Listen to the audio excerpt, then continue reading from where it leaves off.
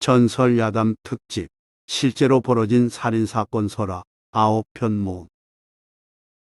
전설야담 중에서 실화 살인사건 설화 9편을 모았습니다.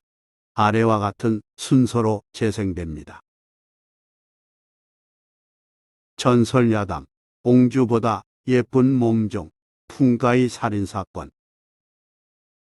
1544년 5월 사헌부에 아래와 같은 내용의 고소장이 들어왔습니다.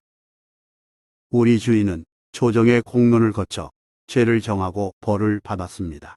그런데 상궁이라는 사람이 우리 주인을 때리고 굶겨서 죽였습니다. 상정과 종의 사이였기에 정과 의리로 차마 모른 척하지 못하여 이렇게 고발합니다. 조선 중력, 궁궐을 떠들썩하게 만든 사건의 일면입니다. 어떻게 된 일일까요? 이 사건은 1532년 효정옹주와 조의정의 혼인에서 출발했습니다. 중종은 수원 이씨가 효정옹주를 낳은 후 산후통으로 죽은 바 있기에 재물을 넉넉히 내려주며 효정옹주 가정의 행복을 기원했습니다. 부마가 되면서 순원이 지위를 받은 조의정은 잔뜩 들떠 있었습니다. 임금이 큰 벼슬을 내려주리라 기대했기 때문입니다. 하지만 그렇지 않자 조의정은 주변 사람들에게 벼슬은커녕 먹고 살기도 힘들다고 불평했습니다. 그러던 어느 날 조의정은 술을 마시고 집으로 들어가서는 옹주의 몸종 풍가이를 방으로 끌고 가서 육체 관계를 맺었습니다. 조의정은 이날 이후 예쁜 풍가이에 빠져 지냈습니다. 이리 오너라. 어디 안아보자꾸나. 조의정은 풍가이를 첩으로 삼아 중하게 여기면서 반대로 옹주를 괴롭히기 시작했습니다. 성질이 못된 조의정이 착한 품성의 옹주를 학대한다는 소문은 이내 궁궐에까지 들어갔습니다. 중종은 은밀히 조사하라고 명했고 그 결과 옹주가 머슴들이 사는 골방에서 지내고 있다는 보고를 받았습니다. 분노한 중종은 풍가이를 잡아들여 죄를 물었습니다. 풍가이는 장 100대를 맞았는데 국문을 당하면서도 안색에 변화가 없었습니다. 옥관은 풍가이 처지를 안타깝게 여겨 어찌 자복하지 않냐고 물었습니다. 이때 풍가이는 차분하게 말했습니다. 기자로서 상전을 능멸했다는 이름을 얻느니 차라리 죽는 것이 낫습니다. 옥관이 문득 풍가이의 손가락 하나가 잘려있음을 발견하고 이유를 묻자 풍가이는 어머니가 아플 때 끓여서 약에 타서 드리느라 그렇게 됐노라 대답했습니다. 효도를 채고 덕목으로 삼은 당시 사회에서 풍가이의 효행은 사대부 관리들의 마음에 영향을 끼쳤습니다. 대신들의 변론 덕분에 풍가이는 함흥유배로 목숨을 건졌습니다. 이에 비해 조의정은 옹주의 적극적인 변호로 인해 벌을 받지 않았습니다. 옹주는 자기가 나서서 첩을 두라고 했으므로 남편에게 아무 죄가 없노라 중종에게 말했고 아버지 입장에서 답답함을 느낀 중종은 이렇게 말했습니다. 여자가 툭이 많은 것도 문제지만 남편을 빼앗기고 추기할 줄 모르는 것도 문제로다. 중종은 풍가이만 멀리 유배 보내는 것으로 사건을 일단락시켰습니다. 그로부터 얼마 지나지 않아 옹주의 임신 소식이 왕에게 전해졌습니다. 중종은 이제 나저제나 옹주의 출산을 기다리면서 언제든 의원과 의녀를 보낼 준비를 시켰습니다. 그런데 옹주는 아이를 낳고 얼마 지나지 않아 죽었습니다. 여기서 문제가 일어났습니다. 조의정이 옹주가 매우 위독했을 때에 왕에게 의녀를 보내달라고 요청했고 막상 의녀가 도착했을 때는 시간을 끌다가 뒤늦게 문을 열어주었으며 의녀가 방에 들어갔을 때 옹주는 이미 숨져 있었습니다. 정황을 의심한 중종은 조의정을 먼저 잡아들이라 명했고 옹주 요청으로 한양에 들어와 지낸다는 풍가이도 잡아오라 지시했습니다. 의금부 관원이 조의정 집을 찾아가자 뒤늦게 놀라운 사실이 밝혀졌습니다. 조의정이 다른 종을 바꿔치기해서 풍가이 대신 함흥으로 보냈으며 풍가이를 전라도 순창에 숨겨놓고는 남몰래 왕래했다는 내용이었습니다.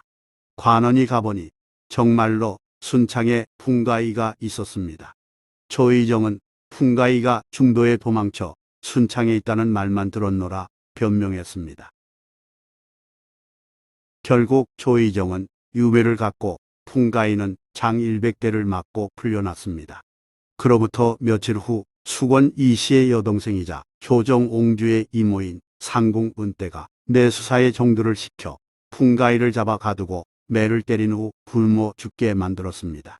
풍가이가 3개월 전에 나와 울고 있던 젖먹이 아기도 밟아 죽였습니다. 이후 풍가이를 상전으로 모신 몸종이 그 죽음을 억울하게 생각해 앞서 탄원서를 올린 것입니다. 중종은 처음에 은대를 처벌하지 않으려 했으나 조정 대신들이 효녀 풍가이에 대한 개인적 응징은 부당하다며 이의를 제기했기에 마지못해 대구로 귀양 보냈습니다.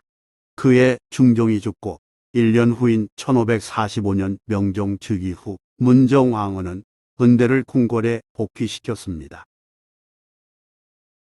이 사건의 희생자는 생각하기에 따라 다릅니다. 효정 옹주는 남편에게 버림받아 출산 후유증으로 죽었고 풍가이는 주인 조의정의 사랑을 받다가 맞아 죽었습니다. 둘 모두 희생자이지만 풍가이는 주인 효정 옹주를 죽인 여부일 수도 있고 주인 조의정의 명을 따른 충복일 수도 있습니다. 전설야당 화적대에게 죽임당한 제신 화적 불안당 단호 어원 선조 36년 8월 22일 궁궐의 아래와 같은 내용의 급보가 전해졌습니다. 유성군 유이소가 성묘하려고 말미를 얻어 포천에 있었는데 21일 밤에 화적 30여인이 모두 말을 타고 돌입하여 가슴을 찔러 죽였으며 잔물은 전혀 훔쳐가지 않고 말과 옷만을 가져갔습니다. 경기 관찰사 강신의 보고는 실로 놀라웠습니다. 이 품 이상 고위 관리인 제신이 화적에게 죽임을 당한 일은 찾아보기 힘든 사례인데다 화적이 재물을 빼앗아가지 않은 희한한 사건이었으니까요. 화적의 오원은 횃불을 들고 무리지어 약탈을 자행한 강도 집단 명화적인데 이들은 일반 도적과 다른 특징이 있었습니다. 다산 정약용이 정의한 바에 따르면 명화적은 우두머리를 앞세운 수십 명이 뛰어난 말을 타고 횃불과 창검을 든 채 부잣집에 들어가서 주인을 결박한 다음 금고를 털고 곡간을 불지르며 거듭 협박해 감히 발설하지 못하도록 하는 자입니다. 이들은 땀 흘려 일하지 않고 남의 재물을 뺏기에 땀이 없는 물이라는 뜻의 불안당이라고도 합니다. 그런 화적이 재물에는 관심을 보이지 않고 특정인만 죽였다니 상식적으로 이해가 가지 않는 일이었습니다. 더구나 살해당한 유희선은 1590년 영의정을 지낸 유전의 아들이자 당시 영의정 이덕형의 외사촌이었습니다. 이러하니 조정이 발칵 뒤집혔고 포천형과 경기 감룡은 물론 포도청도 즉각 수사에 나섰습니다. 포도대장 변양걸은 종사관과 포도부장을 급파해 진상을 파악하도록 지시했는데 두 사람이 필사해 가져온 시체 검안서에서 왼쪽 가슴에 난 자상을 보고 칼을 잘 다루는 자의 소행임을 알아챘습니다. 그렇다면 이건 우발적인 도적의 범죄가 아닌 계획적인 치밀한 살인이라고 직감했습니다. 아무래도 원한에 의한 살인 같군. 수사 한 달 만에 화적대 중 일부를 붙잡는 데 성공했습니다. 광주에서 잡은 도적 설수를 체포한 후 화적 우두머리 김동윤과 일당 황복, 춘세도 연이어 붙잡아 옥에 가뒀습니다. 이제 사건의 실체를 밝히는 것은 시간 문제가 됐지만 일이 엉뚱하게 꼬였습니다. 뭐라고? 죄인들이 죽었다고? 감옥에 갇혀있던 설수가 갑자기 의문스럽게 죽었고 국문을 앞둔 김동윤과 황복, 춘세도 감옥에서 죽었습니다. 당직 옥졸을 추궁하자 옥졸은 부들부들 떨며 자신은 전혀 모르는 일이라고 주장했습니다. 두려워하는 옥졸의 눈빛을 통해 편양걸은 큰 권력의 그림자를 눈치채면서 그 역시 은연중에 압박감을 느꼈습니다. 그 무렵 이상한 소문이 나돌았습니다. 유이서의 죽음에 임해군 이진이 관여했을 거라는 이야기였습니다. 임해군은 광해군과 더불어 김빈이 낳은 왕자이고 왕자들 가운데 가장 나이가 많았습니다.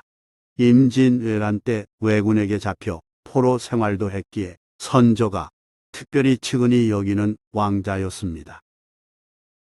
그런데 가장 먼저 체포된 설수가 임해군의 간호였고 화적대를 사주하여 유이서를 살해했다는 소문이 퍼지자 편양걸은 비로소 사건의 윤곽을 잡았습니다. 편양걸은 유이서의 척 애생에게 주목했습니다. 미모 뛰어난 애생이 남몰래 임해군과 사통했다는 소문도 있었기 때문입니다. 임해군이 시킨 일이로구나. 임해군이 유이서로부터 애생을 뺏으려 했으나 여의치 않자 살해한 일임에 분명했습니다. 그런 합리적 추론을 확인시켜줄 인물도 있었습니다.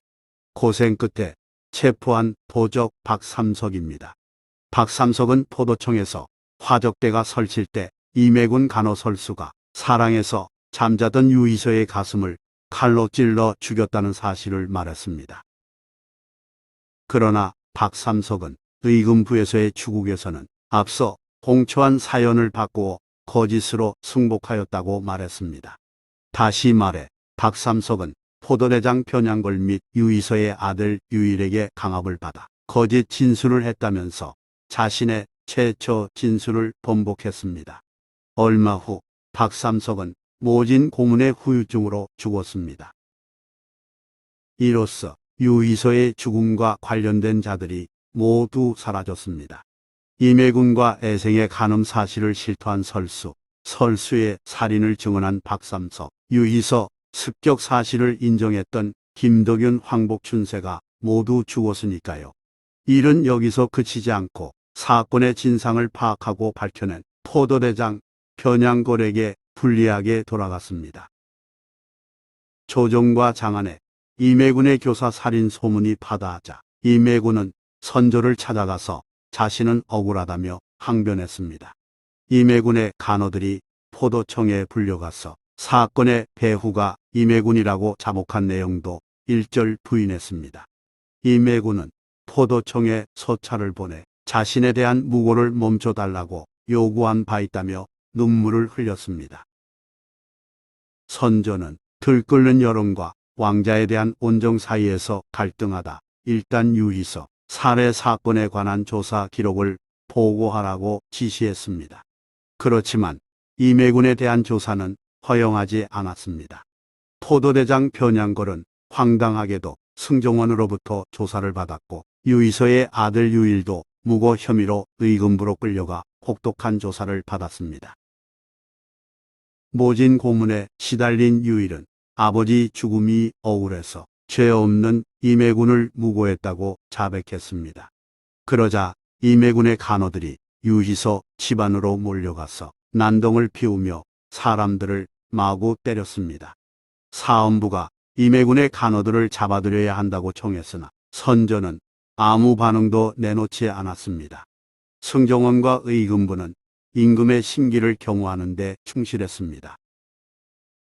선조는 오히려 유이서 아들에게 사형을 선고하고 포도대장 편양걸에게도 엄벌을 명했습니다. 이때 유이서의 어머니 김씨가 비통한 글을 올렸습니다. 아들 유이서는 불의의 죽임을 당했고 손자 유일 역시 억울하게 죽을 위기에 처하자 임금에게 눈물로 호소한 것입니다. 훈구 대신 가문인지라 선조는 두 사람의 죄를 낮춰주었습니다. 선조는 이듬해 2월 1일 유일과 편양걸을 유배 보내면서 사건을 일단락시켰습니다. 그리고 한 달 보름 뒤인 3월 27일 극심한 가뭄 문제로 영의정 이덕형에게 구원을 청했습니다. 구원이란 임금이 신하에게 바른 말을 구하는 것으로 어떤 직언을 해도 처벌하지 않았습니다. 그동안 침묵하고 있던 이덕형은 이때 이렇게 말했습니다. 유이서는 신의 외가 형제입니다. 그 아들이 아비의 원수를 갚으려다 재망에 빠졌으나 이에 대해 신이 감히 말할 수는 없습니다. 그러나 변양걸은 도적 잡는 책임을 맡고서 도리어장을 맡고 유배됐으니 억울합니다. 변양걸을 사면하여 주소서. 그러면서 이덕형은 임해군의 방자한 행동과 유일 집안의 원통함이 가뭄을 일으켰다고 주장했습니다. 아울러 신하들의 방관을 지적했습니다. 선조는 분노로 인해 사나운 눈빛이 됐지만 이덕형에게 호통을 치지 못했습니다. 좌의정과 우의정은 침묵으로 일관했고 잠시 후 선조는 구원을 파하고 침전으로 들어갔습니다. 이튿날 선조는 승정원에 비만기를 내려 자신이 무능하기에 대신 이덕형이 변양걸을 두둔한다고 몰아세웠습니다. 선조의 반성을 기대했던 이덕형은 경악하여 사죄하고 사직서를 올렸습니다. 선조는 이항복을 영의정에 임명했으나 계속 사직을 청하자 윤승훈을 영의정 자리에 앉혔습니다. 사정이 이러하니 임해군은 만면에 미소를 짓고 여전히 여기저기 행패 부리며 제멋대로의 삶을 이어갔습니다. 하지만 임해군에게는 다른 벌이 기다리고 있었습니다. 1608년 선조는 죽기 직전에 광해군에게 선회하는 교서를 내렸으나 소북파 유영경이 이를 감추었다가 대북파 정인홍 등에 의해 음모가 밝혀져 광해군은 어렵사리 조선 제15대 왕이 됐습니다. 하여 광해군은 즉위 후 유영경을 사사했습니다. 그래도 임해군은 왕위를 포기하지 않았습니다. 선조 사후 명나라 조정에서 광해군의 책봉을 미루고 사신을 파견하자 임해군은 임금이 되려는 망상을 품었습니다. 남몰래 사병도 키웠습니다. 이 일은 명백한 반역이기에 대신들의 처벌 권위가 잇따랐습니다. 결국 광해군은 임해군을 유배 보냈고 정권 실세 이첨이 은밀히 지시하여 임해군을 죽였습니다. 임해군은 35세 나이로 세상을 떠났습니다. 전설야담 15살 소녀 현장범 살인사건. 18세기 말엽 청천강 하류 동촌에서 차은채는 평화롭게 살고 있었습니다. 어느 날 그는 아내와 함께 멀리 떨어진 친척 집에 볼 일이 있어 외출했다가 서둘러 귀갓길에 올랐습니다. 15살 된 딸 말적이 홀로 집에 남아 있었기 때문입니다. 그 시각 집에 있던 말적에게 얼굴을 잘 아는 젊은이가 찾아와서 말을 걸었습니다. 부모님은 어디 가셨니?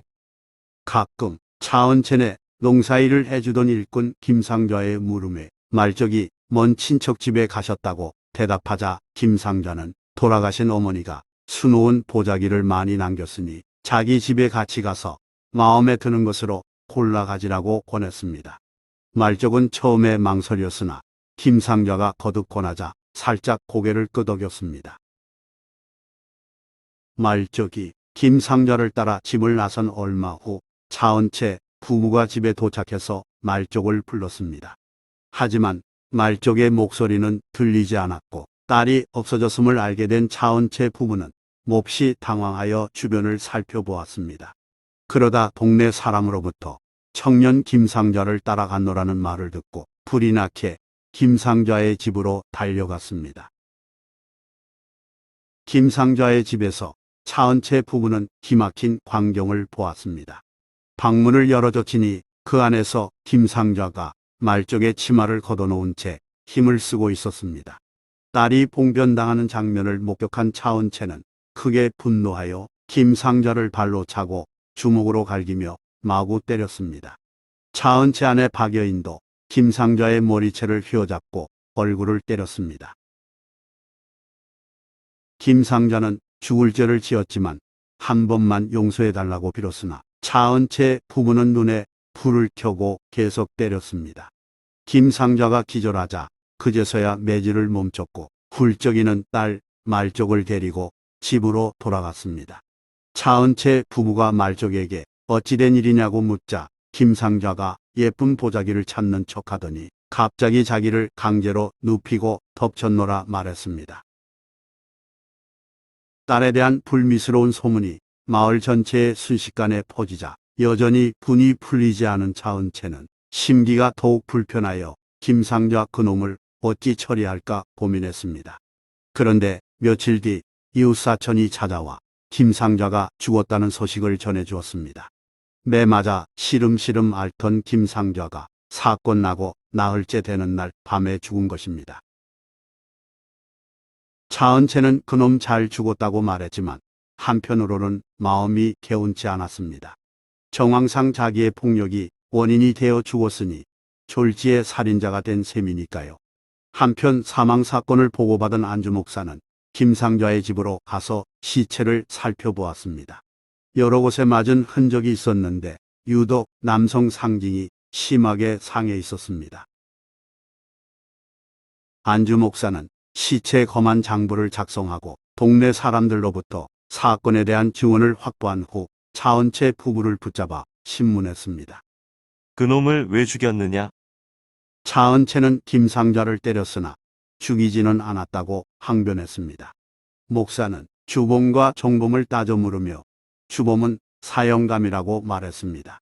목사는 신문 결과를 정리해 평안감령에 보고서를 올렸습니다. 관찰사로부터 재검 지시를 받은 이웃 개천 군수도 같은 내용을 보고했습니다. 차사원을 파견해 상동까지 실시한 관찰사는 차은채 부부를 불러 직접 신문한 뒤 형조의 다음과 같은 보고서를 올렸습니다. 딸을 아끼는 부모 입장에서 무례한 범인을 때리는 것은 당연합니다. 차은채는 사형을 감하여 유배로 처리하고 박여인은 참작하여 방면하겠습니다. 하지만 이런 보고를 받은 형조 관리들은 말적이 김상좌를 따라갔다는 사실을 두고 논란을 벌였습니다. 유혹에 응한 화강과 힘에 의한 성관계로 의견이 갈린 상태에서 차은채 부부가 김상좌 집에 들이닥친 시간이 말적이 봉변을 당하기 전인지 그 후인지에 대해서도 다퉜습니다. 심리를 거듭한 형조는 3년 세월을 보내고서야 왕에게 보고서를 올렸습니다. 여자가 남자의 유인을 받은 것은 강제로 당한 것과 차이가 있습니다. 그런데 차은채는 제멋대로 김상좌를 때려 죽였으니 살려주는 쪽으로 처분할 수는 없습니다. 말적이 김상좌의 꼬임에 넘어가 김상좌를 따라간 사실이 인정되어 화간 가능성이 있으므로 차은채의 일방적 폭력 살인에 대한 책임을 물어야 한다는 결론이었습니다. 보고를 받은 정조 임금은 못마땅하여 형조를 훈계하는 장문의 판결을 내렸습니다. 요약하면 대략 이렇습니다. 남자의 유인을 받은 것은 어린 소녀의 잘못이 아니고 강제로 당한 상황을 판별할 길이 없다는 말은 궤변이다. 양민의 여자를 범함은 죽어 마땅한 죄이며 응징한 자를 사형시키면 장차 부모된 자들은 감히 손을 쓰지 못할 것이다. 그러면서 정조는 범인을 고발하지 않고 직접 처벌한 전만을 차은채에게 묻고 종범 박여인을 방면하라고 지시했습니다. 정조로부터 일장 훈계를 들은 형조 관원들은 한동안 머리를 들지 못하고 근신했으며 관찰사는 어명을 즉시 이행했습니다. 관찰사는 박 부인을 풀어주면서 차은채에 대한 형벌을 장형 60대로 정했습니다. 이때 관찰사는 한날에 곤장 60대를 이행하지 않고 하루 건너 20대씩 모두 60대를 때리게 했습니다. 또한 형리에게 신중한 장형, 즉 아주 살짝 곤장을 치도록 하여 차은채에게 큰 상처가 생기지 않도록 배려해 줬습니다. 조선시대에는 간음 현장에서의 당사자 살인을 논지하지 않았는데 정조는 그걸 응용한 판결을 내린 것입니다. 전설야담, 성욕이 부른 창극, 새색시 살인사건. 정조 11년 황해도 평산에서 혼인한 지 석 달 된 새색시가 목매달아 죽은 사건이 발생했습니다. 한창 신혼의 행복을 만끽할 시기에 목숨을 끊다니 일반적인 상식으로는 이해되지 않는 일이지만 관청에는 자살로 신고 접수됐습니다. 이 여인에게 도대체 무슨 일이 있었던 것일까요? 평산부사 정경증은 검엄 제도에 따르고자 즉각 출동했습니다. 검험은 살인 사건이 있을 때 검관이 현장에 나가 피해자 시체를 검사함을 이르는 말입니다. 조선시대에는 경찰이 따로 없었으므로 지방관인 사또가 직접 살인 사건의 목격자를 신문하고 현장을 조사하여 보고서를 써야 했습니다. 현장에 가보니 젊은 여인 박소사가 천장 대들보에 목을 메어 대롱대롱 매달린 상태로 있었습니다. 남편 조광선과 시어머니 최아진은 한 목소리로 박소사가 갑자기 자살했다고 주장했습니다. 목격자는 없었고 남편과 시어머니는 뒤늦게 박소사의 죽음을 발견하고 신고한 것이었습니다. 사또는 시신의 상태를 살핀 다음과 같이 세세히 적었습니다. 시신은 두 눈이 감겨 있으며 목 앞쪽에는 길이가 한두 푼, 넓이가 서너 푼 되는 찔린 자국이 두 개 있고 옆에 난 상처는 푹 꺼져 있다. 그리고 찔린 상처 위로는 목을 맨 줄자국이 나 있다. 또한 손은 부드러워 반항한 흔적이 없다. 사망 당시의 현장을 본 사람이 없으므로 일단 자살로 보였습니다. 피해자가 스스로 줄에 목을 고른 후 매달린 상태에서 자기 목을 찔러 빨리 죽은 것처럼 여겨졌습니다. 하지만 피해자의 아버지는 딸이 시어머니에게 살해된 타살 사건이라고 주장하며 진실을 밝혀달라고 호소했습니다. 사또는 피해자 주변인 5명을 차례로 신문하여 그들의 입장을 기록했습니다. 가장 먼저 피해자의 친정아버지 박장혁은 이렇게 주장했습니다. 시어머니 최 씨가 평소 행실이 방탕해서 외간 남자를 집안으로 자주 끌어들였는데 이를 며느리인 소인의 딸에게 여러 차례 들키자 그 사실을 감추기 위해 죽인 것입니다. 박장혁에 의해 살인범으로 지목된 시어머니 최 씨는 그에 대해 반박했습니다. 그건 사실이 아닙니다. 며느리는 소심한 성격이었는데 소인이 집안일로 몇 차례 꾸중하자 욱하는 마음에 목을 맨 것이 분명합니다. 사도는 오히려 소인 아들을 협박해 며느리가 타살됐다는 진술서를 쓰게 했으니 이는 부당한 일입니다.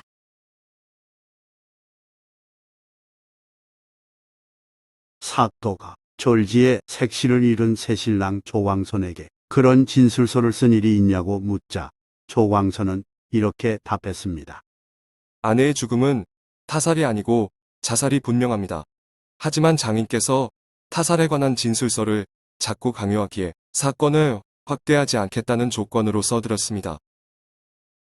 사또는 수사를 통해 상중에 있는 동네 사람 이자망을 체포해 신문했습니다. 그가 시어머니 최 씨와 간통한 상대자로 지목됐기 때문입니다. 이자망은 억울하다며 이렇게 말했습니다. 사또, 최 씨와 가늠한 사람은 소인이 아니라 조 씨 집안의 친척인 조광진입니다. 소인은 아무 잘못이 없사옵니다. 이자망의 증언에 따라 남편 조광선의 먼 사촌뻘되는 조광진도 붙잡혀 신문을 받았습니다. 조광진은 이렇게 진술했습니다. 소인이 간음을 했다니 그건 천부당만부당한 일입니다. 소인은 이 사건과 아무 관련이 없으며 집안에 일이 있어 잠깐 들렸다가 사건 현장에 있게 된 것뿐이옵니다. 관련자 진술이 엇갈리므로 누구 말이 사실인지 알기 힘들었습니다. 사또는 시체의 상태를 보고 판단할 수밖에 없다고 생각했습니다. 초공간인 평산부사 정경증은 박 여인의 손이 부드럽고 별다른 상처가 없으며 눈이 감겨 있다라는 사실은 무언록에 있는 자살 내용과 일치함을 근거로 자살로 단정했습니다. 이후 고을 배천군수 이서회가 복권관이 되어 두 번째 검시를 했고 그 역시 무언록을 근거로 자살이란 결론을 내렸습니다. 이 사건을 보고받은 황해도 관찰사 홍병찬은 초공과 복권 결과가 일치한다는 이유로 자살로 종결 처리하면서 관련자에게 엄격한 처벌을 내렸습니다. 이에 따라 피해자의 친정아버지 박장혁은 사회에게 허위 진술서를 강요 협박한 죄로 구속되었고 최 씨의 상간자로 지목된 이자망은 간통죄로 옥에 갇혔으며 시어머니 최 씨도 간통 및 며느리를 핍박한 죄로 하옥되었습니다. 박여인의 죽음은 이렇게 자살 사건으로 마무리되는 듯 싶었습니다. 그런데 사건이 일어난 지 3년 후 새롭게 황해도 관찰사로 부임한 엄사만에게 탄원이 접수됐습니다. 관찰사가 바뀌기를 기다렸던 박여인의 친정오빠 박용애가 너무 억울하다면서 재수사를 요청한 것입니다. 엄사만은 탄원서를 읽어보고 의문을 품었기에 즉각 재수사에 들어갔습니다. 수사 결과 엄사만은 절차에 결함이 있음을 발견했습니다. 우선 초공간인 정경증은 시신의 가족에게 반드시 주게 되어 있는 시체 검안 시장을 박장혁에게 주지 않았습니다. 또한 초공간 정경증과 복검간 이소에는 피의자 조씨 집안의 먼 친척뻘이므로 검시를 맡을 수 없는 인물임에도 검시를 맡았음이 밝혀졌습니다. 엄사만은 조정의 이를 알려 형조의 적극적인 재수사를 요청했고 정조 임금은 암행어사 이곤수를 사건 현장 평산으로 파견했습니다. 이제 국왕까지 관심을 갖게 된 살인사건이므로 어사 이곤수는 검안서를 면밀히 검토하는 한편 피해자 주변을 은밀히 탐문했습니다. 그 결과 어사 이곤수는 시어머니 최 씨와 시조카 조광진이 불륜 관계라는 사실을 알아냈습니다. 이는 마을 사람 대부분이 알고 있는 공공연한 비밀이었습니다. 최 씨는 할머니가 아닌 30대 후반의 여전히 젊은 나이였고 성욕을 참기 힘들어했다는 소문도 들렸습니다. 이로써 실마리가 풀렸습니다. 연약한 아내자가 통증을 이겨가며 자기 목을 3번이나 찌를 수 있을까? 어사 이곤수는 줄에 매달린 채 자기 목을 찌르기는 어렵다고 판단했습니다. 초검과 복검 보고서를 비교해보니 초검에서 보였던 목에 줄 상처가 복검에선 발견되지 않았습니다. 목에 줄 자국이 사라졌다는 것은 매달린 시간이 짧았다는 뜻이 아닌가? 어사 이곤수는 범인들이 피해자를 죽인 후 자살로 위장한 사건임을 간파했습니다. 하여 시어머니 최 씨와 시조카 조광진을 차례로 신문해 그들의 자백을 받아냈습니다. 죽여두시옵소서. 차마 해서는 안 되는 일을 저질렀나이다. 드디어 사건의 전말이 드러났습니다. 젊은 나이에 과부가 된 시어머니 최 씨는 친척 조카뻘 되는 조광진과 눈이 맞아 수시로 육체 관계를 가졌습니다. 이들의 행각이 아들의 결혼 후에도 이어진 게 비극의 씨앗이었습니다. 새색 씨는 우연히 이들의 간통 현장을 목격했고 놀란 두 사람은 소문날 일을 두려워해 새색 씨를 살해하기로 모의했습니다. 두 사람은 어느 날 집안 사람을 다 내보내고 며느리와 시어머니 둘만 있게끔 상황을 만들었습니다. 그날 며느리 박여인은 몸이 아파 방 안에 누워 있었는데 두 사람은 그걸 기회 삼아 박여인의 목을 조르고 칼로 3차례 찔러서 죽였습니다. 그리고는 자살로 가장하고자 천장에 목을 메어놓은 것이었습니다. 참으로 경악할 일이었습니다. 살인을 주도한 주범 조광진에게는 사형이 내려졌고 살인을 모의한 시어머니 최 씨에게는 곤장 100대에 2002의 유배형이 내려졌습니다. 친정 아버지 박장혁과 간통범으로 몰린 이 자망은 무죄 방면됐는데 안타깝게도 이 자망은 고문 후유증으로 이미 사망한 후였습니다. 조정에서는 이에 그치지 않고 당시 관리들에게도 엄중한 책임을 물었습니다. 전 황해도 관찰사 홍병찬은 관리 감독을 소홀히 한 죄로 파직됐으며 정경증과 이소에는 절차를 무시하고 검시를 철저히 하지 않은 죄로 공직에 다시는 나아갈 수 없는 중징계를 받았습니다. 그래도 죽은 사람만 억울한 사건이었습니다. 전설야당 사람 쓸개 사냥꾼이 설친 가닥. 이른바 임진왜란이 끝난 후 17세기를 맞이한 조선은 전쟁의 피해를 수습하지 못해 여러 가지로 불안정했습니다. 무능한 국왕 선조가 세상을 떠나기 전에인 1607년 그런 면모를 잘 보여주는 일이 일어났습니다. 당시 서울과 지방 곳곳에서 흉악한 소문이 나더라 사람들이 매우 불안해했습니다. 얘기 들었는가? 간밤에 또 한 명이 누군가에게 죽임을 당했고 이번에도 쓸개를 빼갔다는군. 사람 쓸개를 모으는 흉악한 자들이 있다는 풍문은 고리에 고리를 물고 입에서 입으로 전해져 세상 인심이 흉흉해졌습니다. 동시다발적으로 곳곳에서 참혹한 일이 벌어졌지만 나라에서는 제대로 대처하지 못했습니다. 어떤 사람은 관가에 사람 쓸개를 수집하는 몹쓸 인간들을 붙잡아 처벌해달라는 소장을 제출했다고 오히려 곤욕을 치렀습니다. 그가 내세운 증인은 잡혀 끌려와 발목에 착고를 차고 볼기 20대를 맞았습니다. 착고가 오온인 착고는 나무막대 구멍에 발목을 넣고 자물쇠를 채운 형벌 기구입니다. 불안을 해소하기는커녕 선량한 사람에게 근거 없는 흉악한 소문을 퍼뜨렸다고 벌을 주었으니 범인을 수사하기보다는 사람들 입을 막으려고 한 것입니다. 관아의 익명으로 투서한 비밀 고장에는 임금을 욕하는 글이 많았지만 사또들은 애써 외면했습니다. 범인들이 동네를 옮겨가며 신출귀몰 범행했기에 서로 책임을 떠넘긴 것입니다. 사정이 이러하니 범죄는 계속 일어났습니다.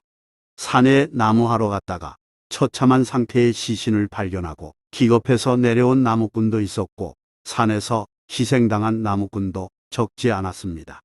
대부분 나무를 땔감으로 쓰던 시절이라 땔감용 나무 값이 오르자 이참에 돈을 벌고자 위험을 무릅쓰고 산에 들어갔다가 흉악한 자들에게 변을 당한 것이었습니다. 일부 사또는 나름대로 범인을 붙잡고자 노력했지만 죽은 이들이 대부분 불황자이거나 거지 혹은 어린아이라는 사실만 확인했을 뿐입니다. 그러던 7월 21일 중립을 아우러 쓰는 이시의 어린 종이 배가 갈라지는 참변을 당했는데 그 종은 사건의 자처지종을 알려주고 숨을 거뒀습니다. 그날 아침 경상도 안동 근처 외촌에 사는 이시의 아내가 어린 종을 시켜 원께로 가서 모친에게 속히 온천에 목욕하러 오도록 알렸습니다. 그런데 아이 종이 돌아오는 길에 간악한 자의 깸에 빠져 치명상을 입고 수풀 속에 쓰러졌습니다. 때마침 성천사중이 지나가다가 신음소리를 듣고 어린 종을 발견했습니다. 아직 숨이 붙어있던 아이 종은 말하길 머리털이 바는 새였고 패랭이를 포개어 쓴 생강장수의 깸에 넘어가 그를 따라 작은 고갯마루에 이르자 밥을 먹이고 수건과 허리띠로 목을 졸라 숲으로 끌고 들어가서는 배를 가르고 쓸개를 잘라갔다. 라고 했습니다. 아이종은 이 말을 마치고는 물을 마신 뒤 숨이 끊어졌습니다. 성천사중은 이시 집을 찾아가서 슬픈 소식을 전해주었습니다.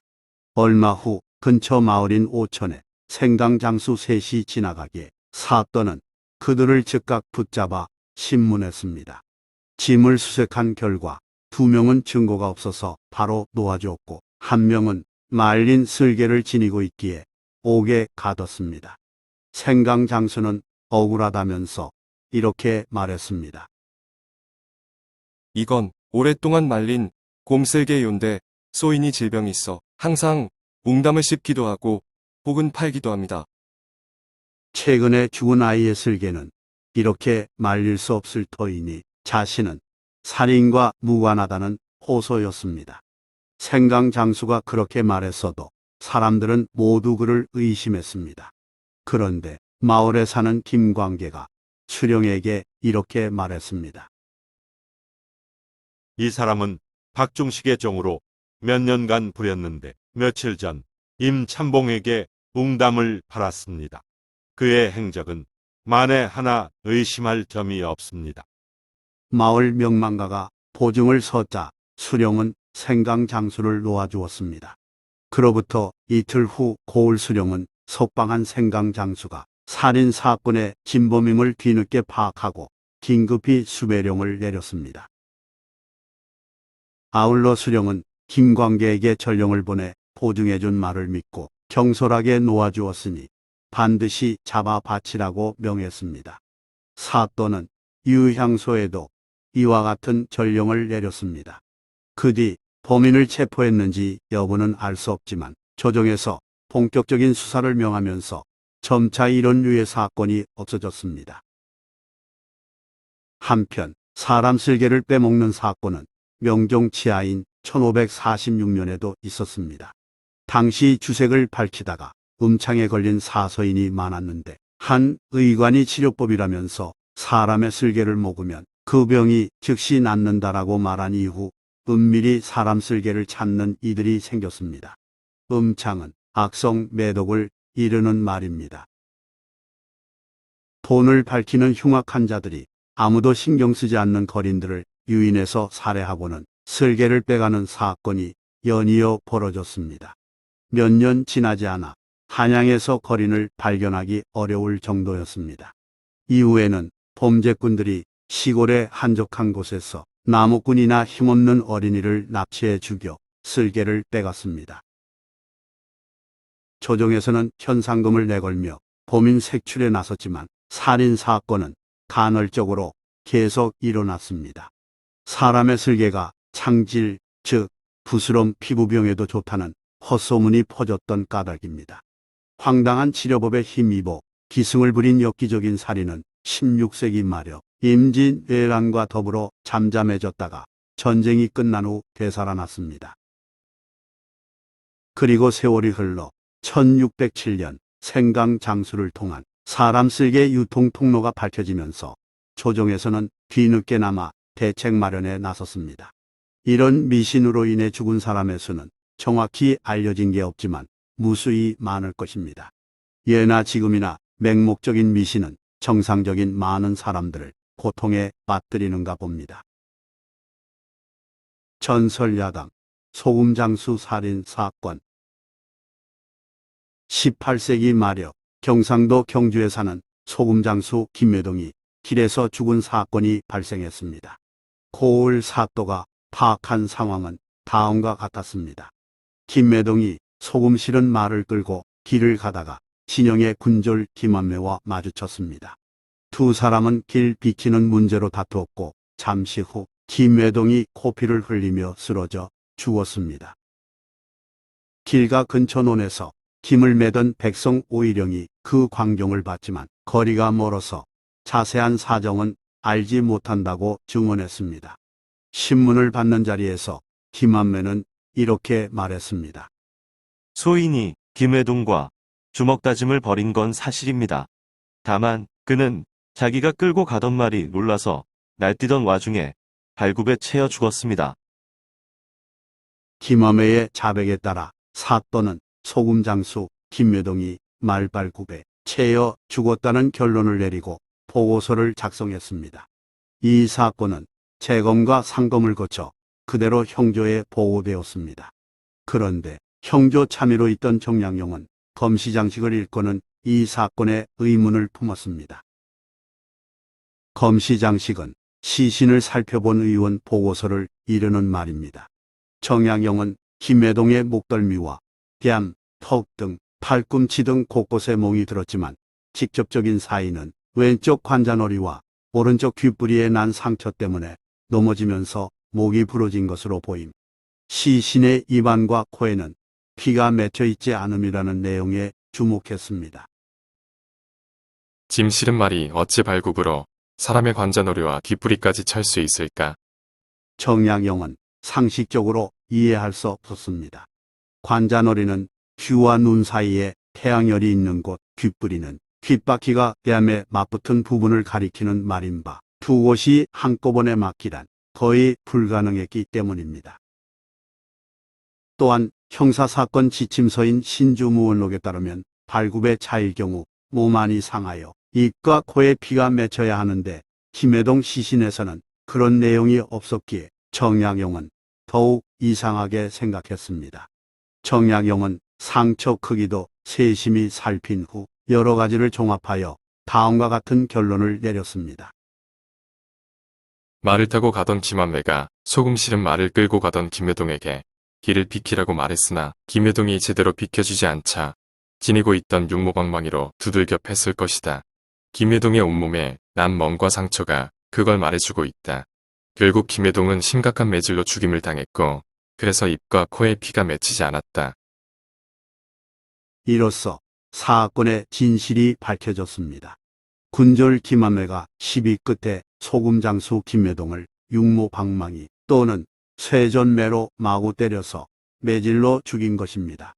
사건을 처음 맡은 지방관리는 같은 공무원인 군졸편에 서서 무성의하게 조사했고 이후 상급관청에서도 그대로 받아들인 바람에 폭행살인이 묻혀버릴 뻔했던 것입니다.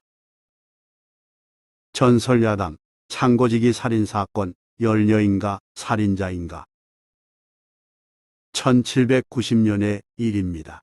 황해도 수안에 사는 창고지기 민성주의 집에 괴한 2명이 들이닥쳐서 민성주와 아들 부부를 결박하고는 물건을 훔치는 게 아니라 누군가를 기다렸습니다. 잠시 후 소복 입은 여인이 나타나더니 민성주에게 말했습니다. 내 이놈, 사람을 죽이고도 살기를 바라느냐.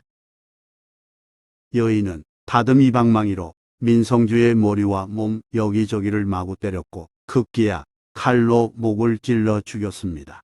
방 안에는 민성주가 흘린 피가 낭자했지만 여인은 마치 당연히 할 일을 했다는 듯 당당한 표정으로 방을 나섰습니다. 도대체 왜 소복 차림의 여인은 민성주를 이처럼 잔인하게 죽인 걸까요? 그리고 정당한 살인이었을까요? 민성주를 죽인 여인은 곧바로 수안 군수를 찾아가서 살인을 자백했습니다. 저는 최주변의 아내입니다. 제 남편이 창고 동료가 휘두른 칼에 찔려서 한 달 동안 시름시름 앓다가 세상을 떠났습니다. 하여 원수를 죽이고 여기에 왔습니다. 말을 마친 최주변의 처 안씨는 피 묻은 흉기와 남편 피가 묻은 버선을 증거물로 바쳤습니다. 수안 군수가 즉각 사건 현장으로 출동해 범행 내용과 시신 상태를 비교 확인해 보니 정확히 일치했습니다.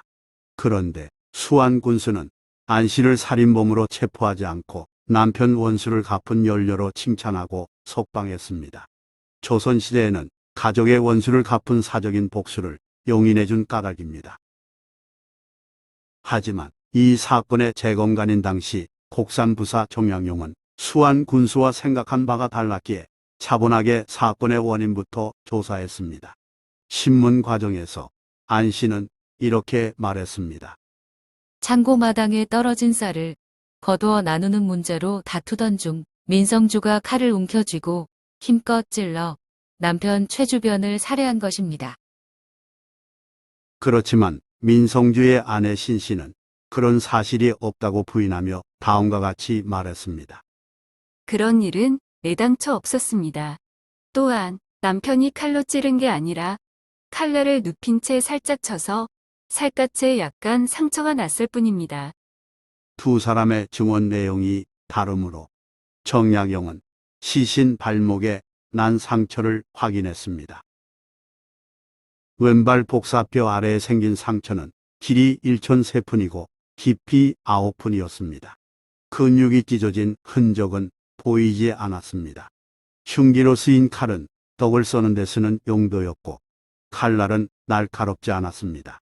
이로미로 칼에 찔린 게 아니라 매를 때리듯 옆으로 살짝 휘두른 칼에 맞아 생긴 상처가 분명했습니다.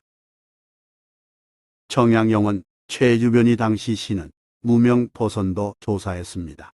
겉은 피로 물들었으나 칼이 뚫고 들어간 자국은 보이지 않았습니다. 민성주가 눕혀서 휘두른 칼은 버선을 약간 밀고 들어갔을 뿐 뚫고 들어가지는 않은 것이었습니다. 발목 상처는 죽음과 직접적인 관련이 없구나. 여기에 추가 조사를 통해 최주변이 한 달 내내 집에서 앓은 게 아니라 계속 창고 일을 하면서 쌀섬을 나르기도 했음이 밝혀졌습니다. 더구나 최주변은 죽기 직전까지 민성주를 관하에 고발한 사실이 없었습니다. 다시 말해 최주변이 민성주에게 그 어떤 죄도 묻지 않았던 것입니다. 그렇다면 이 사건의 진실은 무엇일까요? 정양용은 여러 증거와 상황을 종합하여 다음과 같은 결론을 내렸습니다. 민성주와 최주변은 서로 장난을 치다가 한쪽이 칼에 다쳤고 최 주변은 조섭을 잘못해서 죽은 것이다. 조섭은 음식이나 몸의 움직임 등을 알맞게 조절하고 위생을 잘 지켜서 쇠약한 몸을 회복되게 함을 이루는 말입니다. 정약용이 이런 판단을 한 데에는 칼에 다친 상처 외에 발목과 발등 등 다른 부위에서 악창이 발견된 사실이 크게 작용했습니다. 형사사건 지침서 산주무원록에 따르면 쇠부치로 인해 몸에 부스럼이 생기거나 독이 퍼진다라는 내용이 없습니다.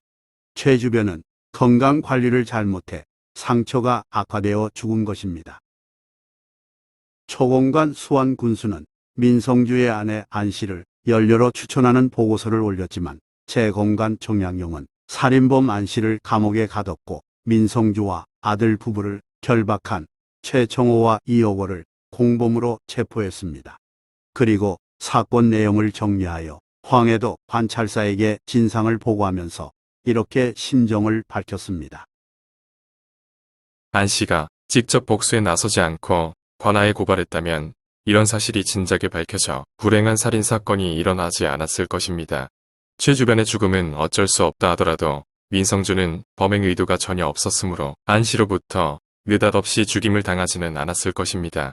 안 씨는 연료가 아니라 살인자입니다. 정약용은 또한 안 씨가 함부로 사람을 죽인 사실에 죄가 없다고 판결한다면 이후 뒷딸을 패다니 끝이 없으리라고 염려하면서 윤리를 손상하는 의리를 법으로 허용해서는 안 된다고 주장했습니다. 같은 맥락에서 인정과 도덕이 아니라 정확한 사건 조사와 적절한 법률을 적용해야 사법 정의가 가능하다고 강조했습니다. 그러나 황해도 관찰사는 초공관 수완 군수의 판단을 선택했습니다. 옥에 갇힌 안 씨와 공범들을 풀어주었고 민성주를 살인자로 단정했습니다. 이로써 정약용이 면밀히 조사해서 밝혀낸 사건의 재구성은 물거품이 됐습니다. 몇 달 후 안 씨는 간통 사건을 일으켰지만 살인 사건이 종결 처리된 뒤의 일입니다. 전설 야담, 주술로, 복수한 계집종, 연병할 오원. 유인숙은 1510년 문과에 급제한 후 형조 홍조 조이조 등의 판서를 지낸 사람입니다. 그는 을사사화 때 모함을 받아 귀양 가던 도중 사약을 받고 죽었고 그의 아들 4명은 모두 교수형을 당했으며 처첩은 노비가 됐습니다. 또한 유인숙의 종들 중 많은 무리는 정순붕의 몫으로 돌아갔습니다. 정순붕은 누구일까요?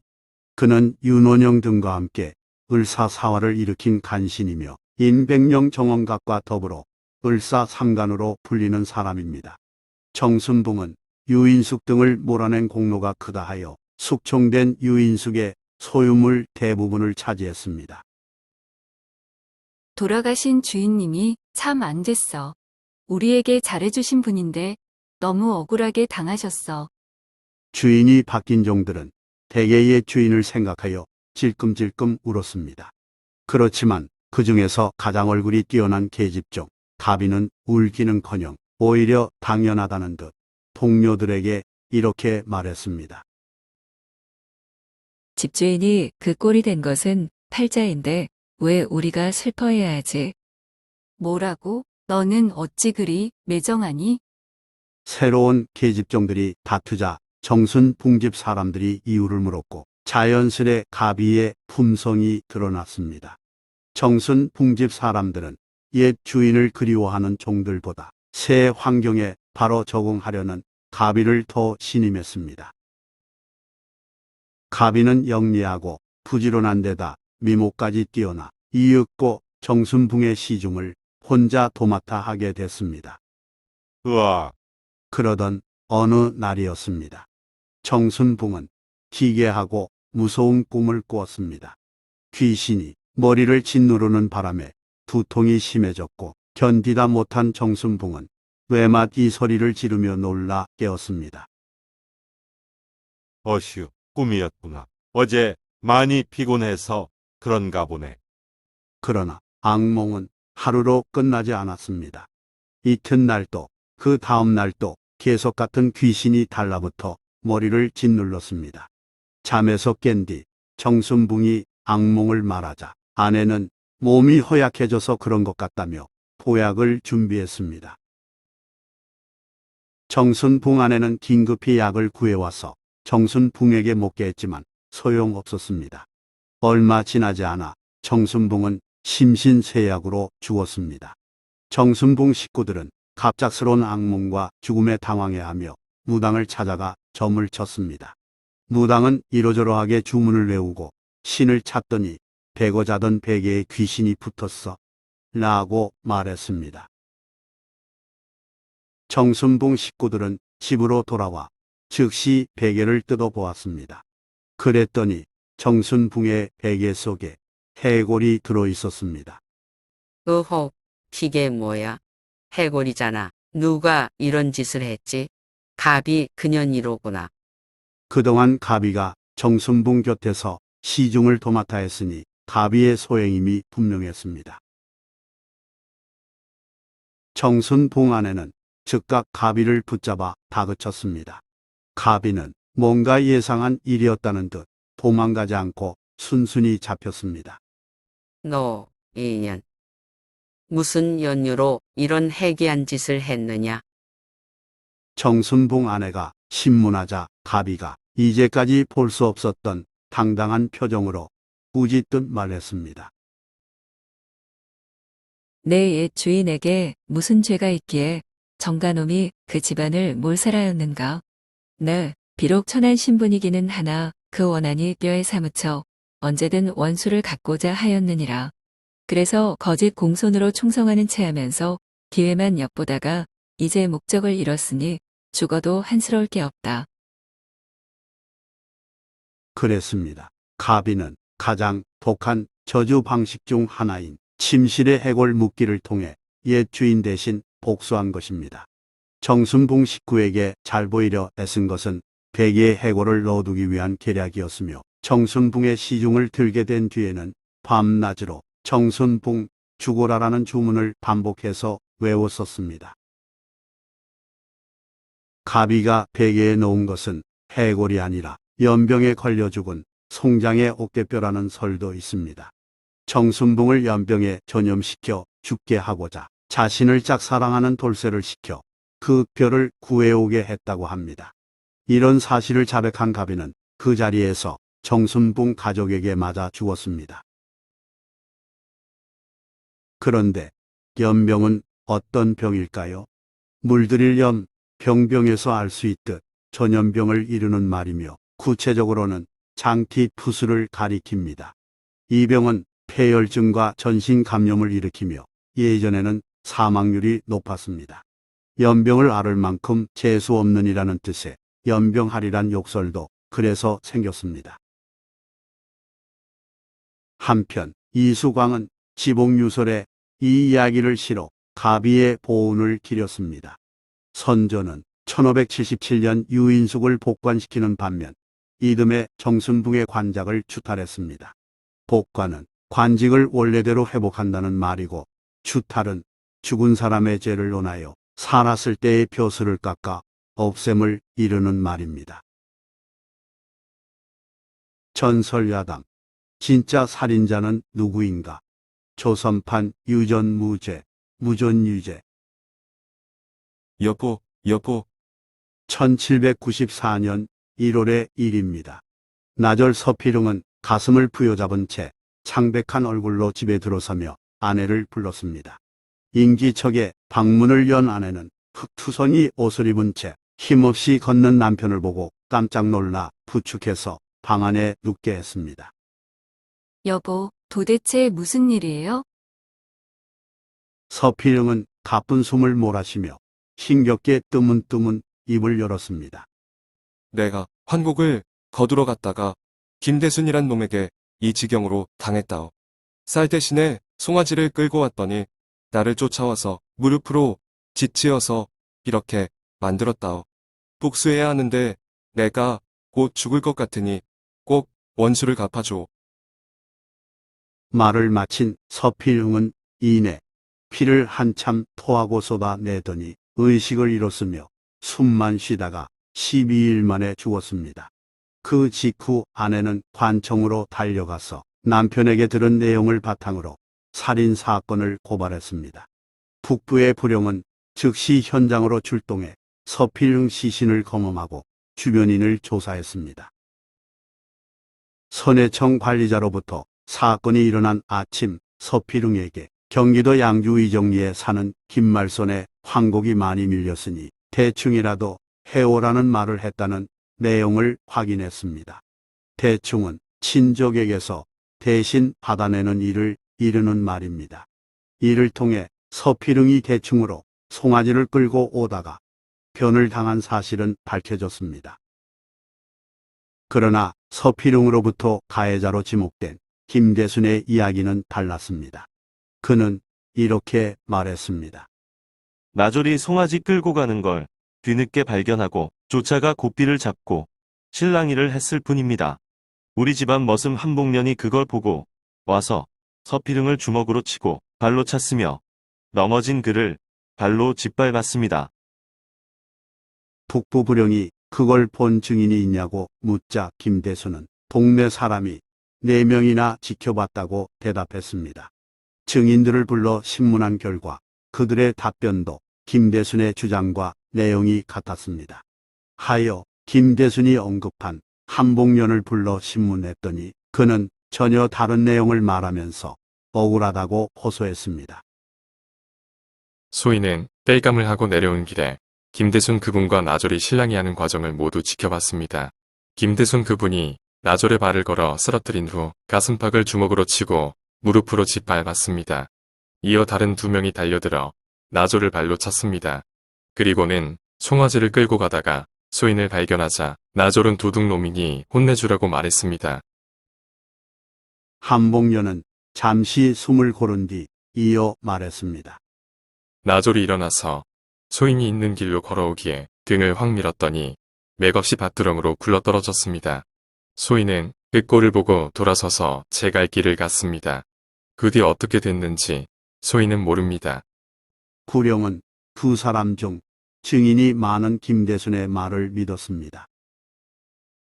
북부 불용이 한성부에 올린 초검 보고서는 다음과 같았습니다. 가슴 한복판은 검붉은색을 띠고 단단하며 둘레가 새치 7푼이며 콧구멍은 피로 막혀 있습니다. 이외에는 상처가 전혀 없습니다. 이로미로 심한 구타에 의한 내장 파손으로 사망한 것 같습니다. 주범은 한복년이고 목격한 증인은 김대순입니다.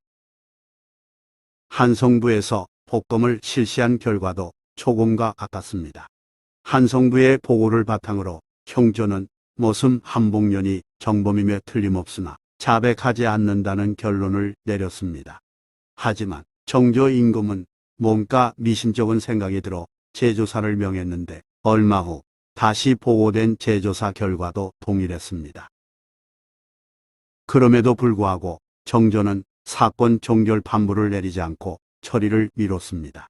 그로부터 세월이 5년 흐른 1799년 5월 정조는 곡산부사 정량용을 형조 참의로 임명해 전국 형사사건 심리를 맡기면서 한복년 사건도 의문점이 많으니 재심리하라고 명했습니다. 어명에 따라 정량용은 심리에 착수했습니다.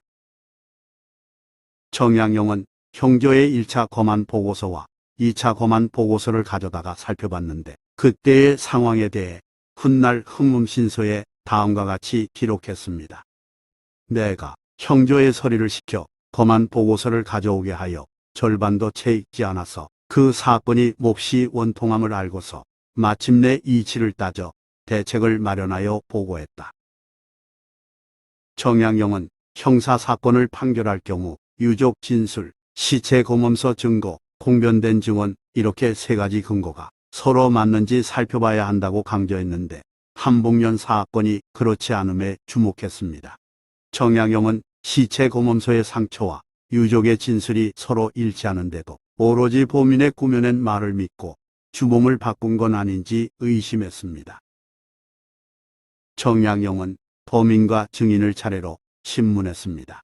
한복년은 공받을 때 일시적으로 허위자 백했을 뿐 자신은 단지 손바닥으로 나절의 등을 떠밀었다며 무죄를 호소했습니다.